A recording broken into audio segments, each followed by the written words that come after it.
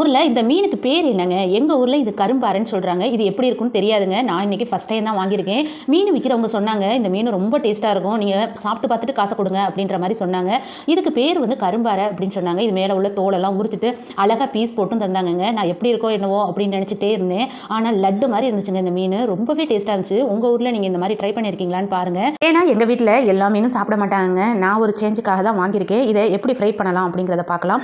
இதுக்கு கொஞ்சம் உப்பு மஞ்சத்தூள் போட்டு நல்லா மீனை மிக்ஸ் பண்ணி 2 தடவைக்கு 3 தடவை நல்லாவே கழுவிட்டேன். அந்த அக்கா நல்லா தாங்க எனக்கு கழுவி கொடுத்தாங்க. இருந்தாலும் என் மனசு கேட்கல.